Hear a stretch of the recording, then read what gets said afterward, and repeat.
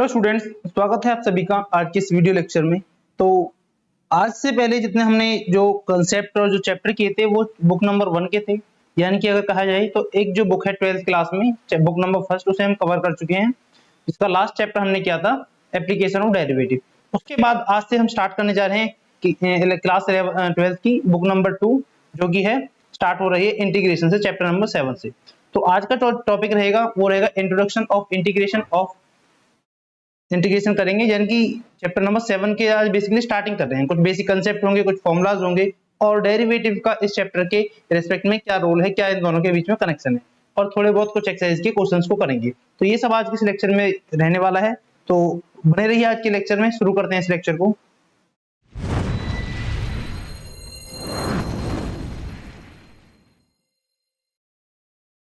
देखिए, लास्ट जो लेक्चर था उसमें हमने पढ़ा था डेरिवेटिव, ठीक है, डेरिवेटिव पढ़ा था। फिर उसके बाद हमने पढ़ा था एप्लीकेशन ऑफ डेरिवेटिव, और उसके बाद जो सेकंड बुक का चैप्टर फर्स्ट है दैट इज चैप्टर नंबर 7। यहाँ लिख भी देते हैं, ये है चैप्टर नंबर 7। ये चैप्टर है आपका इंटीग्रेशन के बेस पर। अब इंटीग्रेशन क्या होता है, तो अगर बात करें जो हमने डेरिवेटिव निकाला था, अगर उसका हम अपोजिट प्रोसेस कर दें तो वो होती है इंटीग्रेशन। ठीक है, जैसे यहाँ देखें, we have already know the formula for the derivative of many important functions. From this formula we can write down immediately the corresponding formulas for the integral of these function as listed below, which will be used for to find the integral of other functions। यानी कि जो हमने derivatives के formula पढ़े थे, ठीक है, उन्हीं की हेल्प लेकर हम जो इंटीग्रल के फॉर्मूलाज हैं उनको ड्राइव करेंगे या कहेंगे उन्हीं की हेल्प से आज हम इंटीग्रेशन के फॉर्मूला को सीखेंगे। डेरिवेटिव और इंटीग्रेशन जो होता है, डेरिवेटिव का अगर एंटी डेरिवेटिव निकाल दें तो वो होता है इंटीग्रल। अगर हम चाहें कि बोले इंटीग्रल क्या होता है तो हम बोलेंगे इंटीग्रल जो होता है वो एंटी डेरिवेटिव होता है किसी भी फंक्शन का।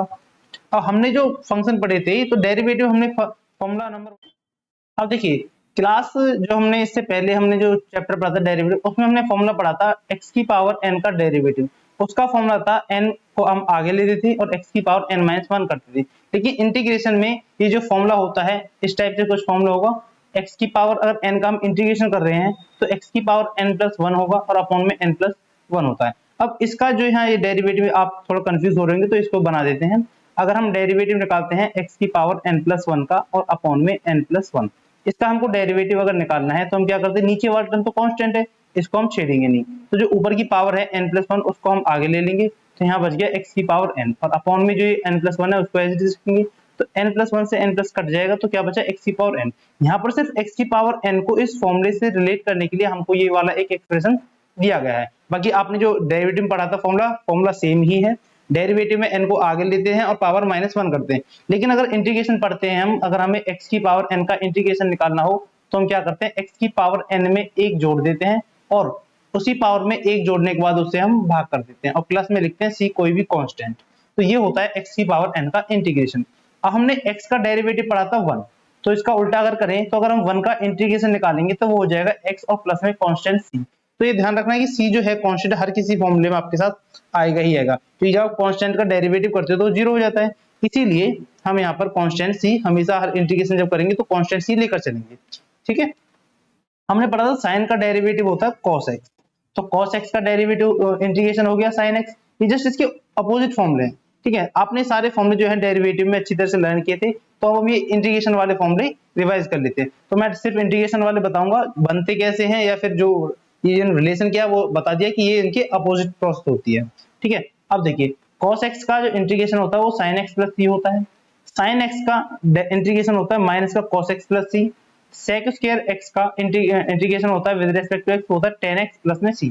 उसके बाद अगर बात करें integration of cos x square x dx, ये होता है माइनस का cot x प्लस में c। उसके बाद sec x tan x का इंटीग्रेशन होता है sec x प्लस में c। उसके बाद है cosec x into cot x का इंटीग्रेशन होता है माइनस का cosec x प्लस में c। तो ये फॉर्मूलेज हैं इंटीग्रेशन के जो आपके पास आपकी बुक में, आप चाहो तो यहाँ से भी लिख सकते हो और आपकी बुक में भी अवेलेबल है। अच्छा, उसके बाद अगर हम इंटीग्रेशन देखें integration of 1 upon under root 1 minus x square, तो इसका इंटीग्रेशन होता है साइन इनवर्स x प्लस में c। क्योंकि हमने जो डेरिवेटिव पढ़ा था तो साइन इनवर्स का जो डेरिवेटिव पढ़ा था वो पढ़ा था 1 अपॉन में under root 1 minus x square. तो इसी डेरिवेटिव का एंटी डेरिवेटिव निकालेंगे तो वो क्या आ जाएगा, साइन इनवर्स x हो गया। बहुत ही वही सिंपल से फॉर्मूले हैं जैसे आपने डेरिवेटिव में पढ़े हैं, वही फॉर्मूले सिंपल आपको इंटीग्रेशन में पढ़ने हैं। आगे देख लेते हैं इंटीग्रेशन ऑफ 1 अपॉन में 1 माइनस एक्स स्क्वायर, इसको हम लिख सकते हैं माइनस का cos x cos inverse x plus c. तो देखो कॉस का जब हम डेरिवेटिव पढ़ा था तो ये था माइनस आता था, लेकिन उस माइनस को यहाँ शिफ्ट कर दिया गया तो 1 अपॉन में under root 1 minus x square का इंटीग्रेशन हो गया माइनस का cos inverse x plus C. देखिए इस वाले टर्म का इसमें इंटीग्रेशन क्या दो बन रहे हैं, या तो आप चाहो तो साइन इनवर्स एक्स लिखोगे या फिर माइनस का कॉस इनवर्स एक्स लिखोगे, जैसे भी आपको रिक्वायरमेंट होगी आपके क्वेश्चंस के हिसाब से वो आप यहाँ पर यूज कर लोगे। उसके बाद नेक्स्ट है 1 अपॉन में 1 प्लस एक्स स्क्वायर, तो ये तो सिंपली tan इनवर्स का है, तो ये हो जाएगा integration of 1 upon 1 plus x square equal to tan inverse x, ठीक है। उसके बाद एक अगला फॉर्मूला है इंटीग्रेशन ऑफ e की power x dx equal to होता है e की पावर x प्लस c। तो ये कुछ फॉर्मूलेज थे जो हमें इंटीग्रेशन के स्टार्ट करने से पहले हमें याद होने चाहिए, ठीक है। तो आज की क्लास के बाद आप ये फॉर्मूलेज को अपने कॉपी में नोट डाउन करोगे और अच्छी तरीके से उन्हें याद कर लोगे। उसके बाद एक दो फॉर्मूले और हैं, जैसे कि 1 अपॉन में x का इंटीग्रेशन करते हैं तो log ऑफ mod x आता है। उसके बाद a की पावर x dx करते हैं तो a की पावर x अपॉन में log a, ये सब इंटीग्रेशन के फॉर्मूले हैं, ठीक है। उसके बाद हम नेक्स्ट बढ़ते हैं, तो नेक्स्ट हमारे पास है कुछ प्रॉपर्टीज हैं, प्रॉपर्टीज ऑफ इंटीग्रेशन। तो देखिए प्रॉपर्टीज में क्या है, तो सबसे पहली जो प्रॉपर्टी इंटीग्रेशन की वो ये है कि the process of differentiation and integration are inverse of each other in the sense of the following result. इसमें ये बताया गया है कि जब इंटीग्रेशन की प्रोसेस है और जो डिफरेंशिएशन की प्रोसेस है वो आपस में एक दूसरे की अपोजिट है। जैसे कि अगर किसी फंक्शन का हमने पहले क्या किया इंटीग्रेशन किया है और उस इंटीग्रेशन का फिर हमने डेरिवेटिव कर दिया, तो इस डेरिवेटिव से ये वाला इंटीग्रेशन जो है हट जाएगा, तो सिंपली आपके पास क्या बचा fx बचा। ऐसा इस क्वेश्चन में बताया गया है।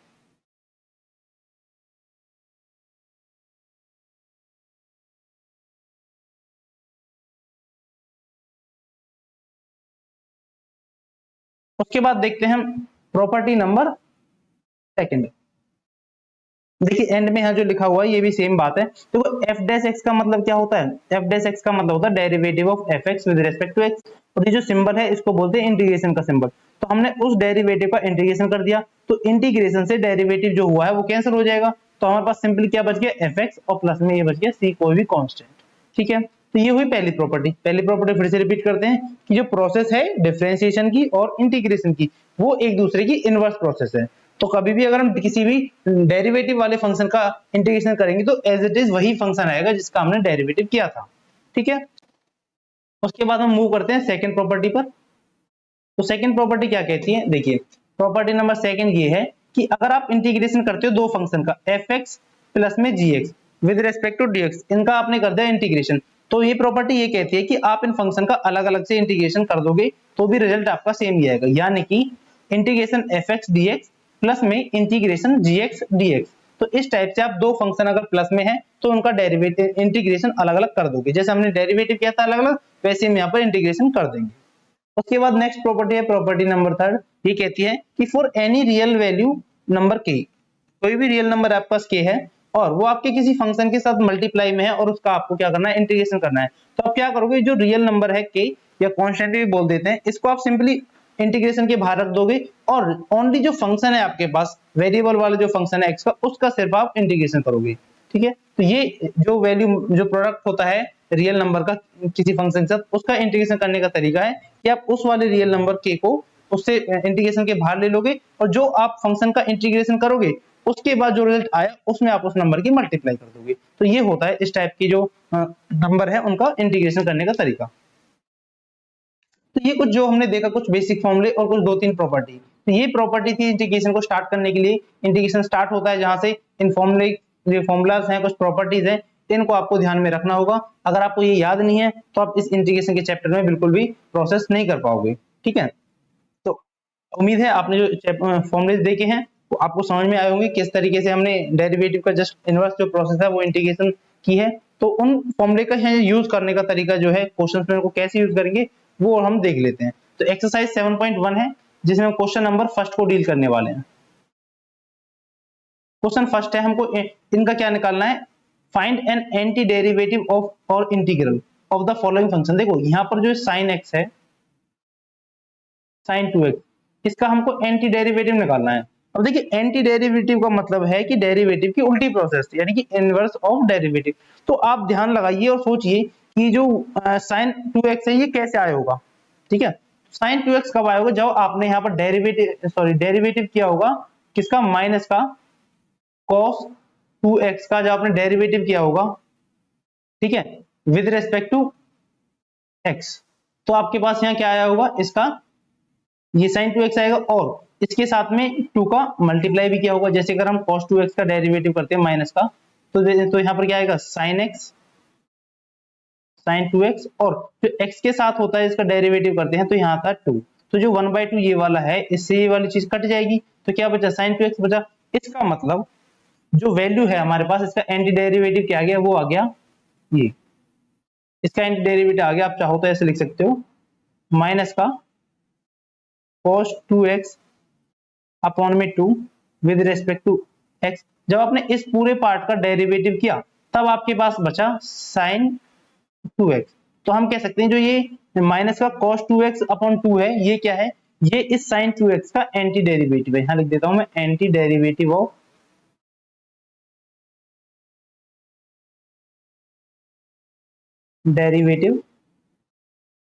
Of sine 2x is minus का cos 2x अपॉन में 2। तो ये इस क्वेश्चन का आंसर हो गया।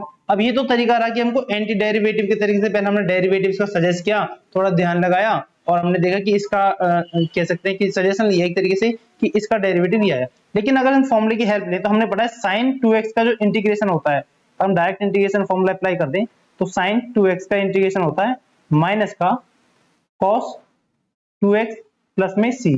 लेकिन जो यहाँ पर x के साथ में है ना, इससे आपको बस डिवाइड और करना होता है। जो भी x के साथ में आपके पास प्रेजेंट होगा उससे सिर्फ डिवाइड कर दो। तो ये क्या हो गया, इसका एंटी डेरिवेटिव या फिर इंटीग्रल हो गया। तो आप चाहो तो ये वाला फॉर्मूला यूज कर लेना, लेकिन ये एक बेसिक तरीका है सिर्फ पता करने के लिए कैसे आता है। बाकी आपको जो मोस्टली इंटीग्रेशन करने हैं वो इस वाले तरीके से ही करने हैं, डायरेक्ट आपको फॉर्मूला यूज करने हैं और अपने क्वेश्चंस को आगे प्रोसीड करना है। ठीक है, अब जैसे दूसरा क्वेश्चन है cos 3x है। अब cos का जो हमने इंटीग्रल पढ़ा है वो पढ़ा है sin x, लेकिन यहाँ पर क्या 3 है एक साथ। तो अगर इसका हम लिखना चाहें तो यहाँ इसको लिख देते हैं, एक सेकेंड बस। हाँ, तो क्वेश्चन नंबर सेकंड इस टाइप से है, हमें इंटीग्रेशन करना है cos 3x का विद रेस्पेक्ट टू dx करना है। तो हमें पता है cos का इंटीग्रेशन होता है sin x, और यहाँ x किसका मतलब क्या है, x का मतलब है जो sin के साथ एंगल है यानी कि 3x। अब x के साथ जो भी वैल्यू है उससे आप क्या कर दोगे, डिवाइड कर दोगे, कर दिए, और प्लस में आ गया c। तो ये हो गया इसका एंटी डेरिवेटिव या फिर इसका integral. Integration of cos 3x dx is equal to sin 3x upon में 3 प्लस में c। तो ये इसका क्या हो गया, आंसर हो गया।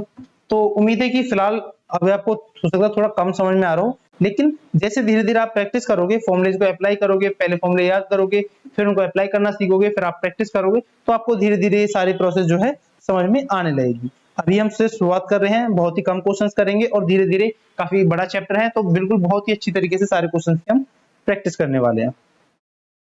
तो ये क्वेश्चन रहा आपके पास, क्वेश्चन नंबर सेकंड। अब हम देख लेते हैं क्वेश्चन नंबर थर्ड, देख लेते हैं।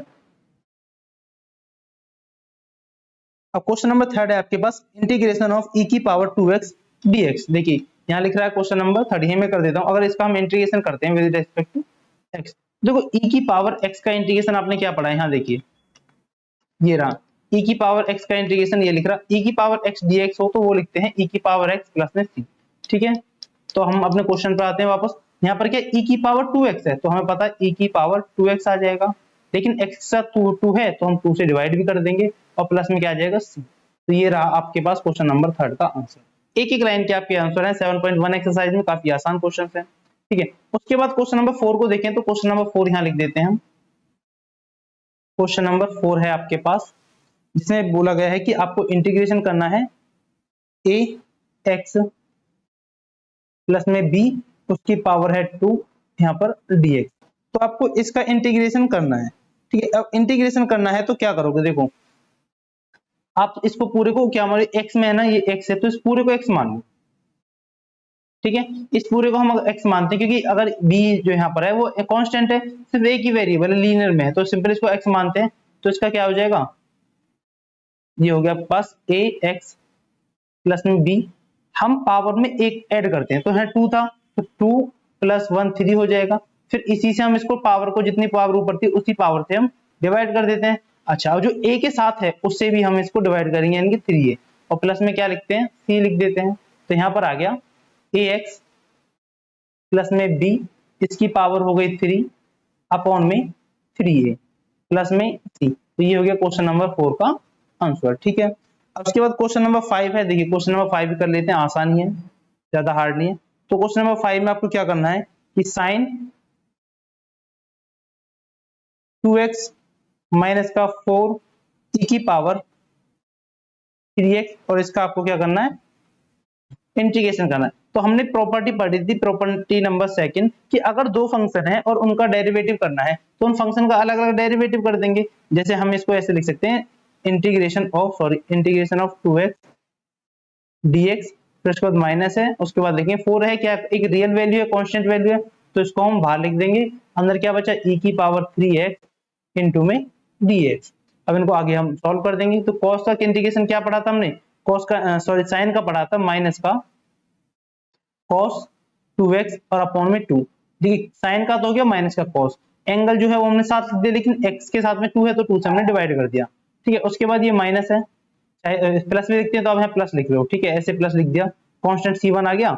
उसके बाद माइनस 4 e की पावर x का होता है, e की पावर सेम जो भी है सेम डेरिवेटिव, अपॉन में ये 3 है x के साथ, 3 से हम डिवाइड कर देंगे, और प्लस में इसका कांस्टेंट मान लिया c2। अब ये जो इसकी इक्वेशन को थोड़ा सॉल्व करके लिखेंगे तो क्या आ जाएगा, माइनस का cos 2x अपॉन में 2, ये माइनस का 4/3 e की पावर 3x। अच्छा, ये दोनों c1 और c2 ये कांस्टेंट टर्म है, इन दोनों को मिलाकर हमने पूरा एक बड़ा कांस्टेंट लिख दिया c। तो इस टाइप से क्वेश्चन नंबर 5 आपको करना है। ठीक है, आई होप कि आपको क्वेश्चन समझ में आ रहे होंगे। क्वेश्चन नंबर 5 ये रहा, 4 हो गया, थर्ड हो गया, फर्स्ट हो गया। उसके बाद हम आगे जो क्वेश्चन है उन पर मूव करते हैं। जैसे कि क्वेश्चन नंबर है 6, तो इसमें क्या करें, फाइंड इंटीग्रल, एक ही बात, वो इंटीग्रेशन निकालना हमको भी। तो क्वेश्चन नंबर 6 का सॉल्यूशन कर देते हैं।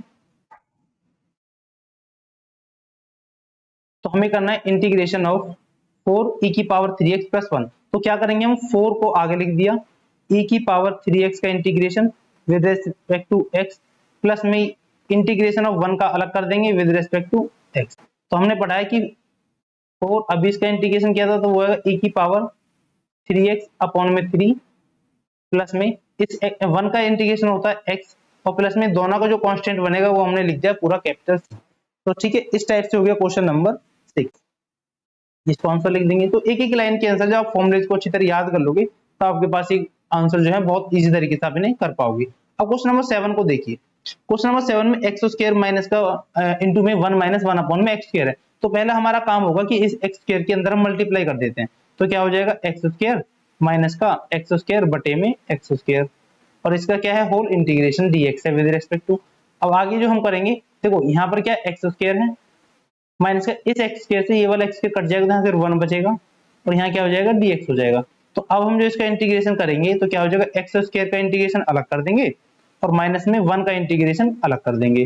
तो आगे इसको सॉल्व करेंगे तो वैल्यू आ जाएगी, एक्स स्क्वायर का करेंगे x की पावर 2 + 1 3, और अपॉन में 2 + 1 3, प्लस माइनस का 1 का इंटीग्रेशन होता है x, और प्लस में इनका दोनों का कांस्टेंट मिलाकर c। तो ये हो गया क्वेश्चन नंबर 7 का आंसर। अब क्वेश्चन नंबर 8 की बात करें हम, तो क्वेश्चन नंबर 8 को मैं डायरेक्ट कर देता हूँ, सिर्फ अलग अलग करना है। तो a इंटू एक्स की पावर 2 है, तो a तो कांस्टेंट है, a को तो कुछ करना ही नहीं है। x की पावर 2 का इंटीग्रेशन करेंगे तो x की पावर 3 अपॉन में 3, ठीक है, ये तो हो गया a की पावर x स्क्वायर का इंटीग्रेशन। फिर प्लस में ये क्या है, bx है, तो b कांस्टेंट है, b को ऐसे रखा। x की पावर x 1 है तो 1 पावर लिखते नहीं है, तो x की पावर 1 का डायरेक्ट इंटीग्रेशन हो गया x स्क्वायर अपॉन में 2, प्लस में जो c है कांस्टेंट है, साथ में क्या बचा 1, तो c का हो जाएगा cx, और यहाँ पर हम कोई भी कांस्टेंट k लिख दो, आपकी मर्जी, कुछ भी आप कांस्टेंट लिख सकते हो। तो इस टाइप से क्वेश्चन नंबर 8 हो गया। उसके बाद जो अगर क्वेश्चंस को देखें हम, तो उसके बाद की क्वेश्चन 9 10 ये सारे ऐसे ही क्वेश्चन हैं सबके सब। पहले आप इनको थोड़ा सॉल्व कर लोगे, फिर क्वेश्चन को जो आंसर आएगा उसको आप सॉल्व कर दोगे। उसके बाद अगर हम देखें तो क्वेश्चन नंबर है 19 कर लेते हैं, थोड़े से अलग ट्रिग्नोमेट्री के ना। तो क्वेश्चन नंबर 19 देख लेते हैं। तो क्वेश्चन नंबर 19 में कैसे, यहाँ पर है sec स्क्वायर x अपॉन में cos स्क्वायर x।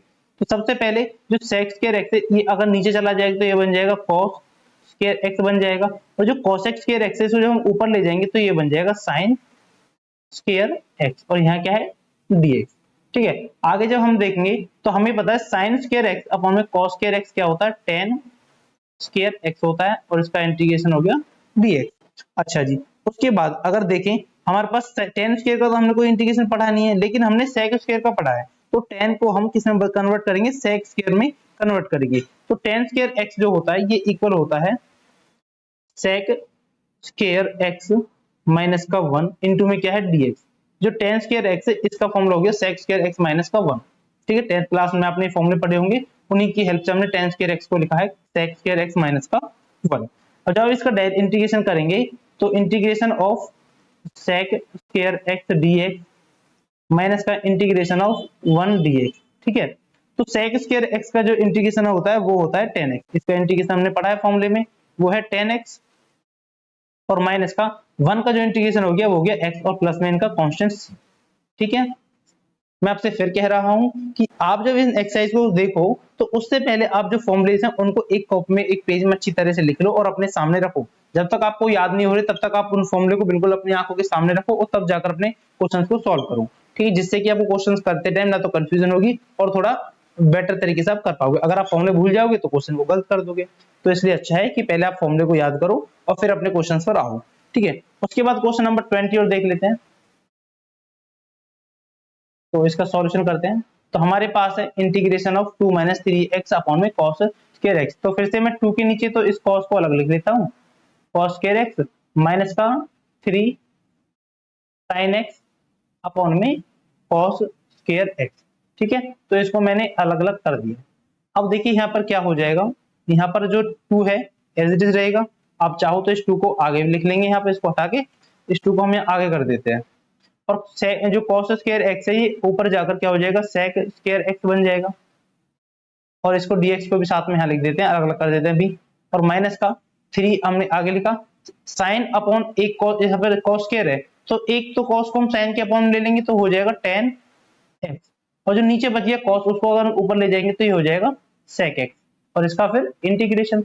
और हमारे पास दोनों के ही फॉर्मूले हैं इंटीग्रेशन के, तो 2 इंटू sec स्क्वायर का होता है tan x माइनस का 3 tan x इंटू में sec x का जो इंटीग्रेशन होता है फॉर्मूले में आपने देखा होगा, इसका होता है sec x। तो 3 तो है हमारे पास, तो इसका कंप्लीट का जो इंटीग्रेशन हो गया sec x और प्लस में कांस्टेंट c। तो इस टाइप से क्वेश्चन नंबर 20 का आंसर आपको कर देना है। ठीक है, तो एक्सरसाइज में कुछ जो क्वेश्चन थे उनमें से मोस्टली हम कर चुके हैं, जो बचे कुछ क्वेश्चन हैं उनकी कोशिश की जाएगी कि आपको पूरी एक्सरसाइज की रिटर्न जो सॉल्यूशन है हमारे, उनके रिटर्न फॉर्मेट में आपको पीडीएफ का लिंक मिल जाएगा, आप वहां से अपने समझ के अपने क्वेश्चंस को कर सकते हो। बाकी उम्मीद है कि लेक्चर में हमने सारे क्वेश्चन तो नहीं किए हैं, लेकिन जो जरूरी क्वेश्चन है और लगते हैं कि होने चाहिए वो क्वेश्चन हमने किए हैं, और फॉर्मूले को अच्छी तरह देखा है। तो पहला काम रहेगा आपकी फॉर्मूले को समझना, फॉर्मूले को याद करना अच्छी तरीके से, फिर एक दो जो प्रॉपर्टी है उनको अच्छी तरह याद करना, उसके बाद फिर अपने एक्सरसाइज पर मूव करना।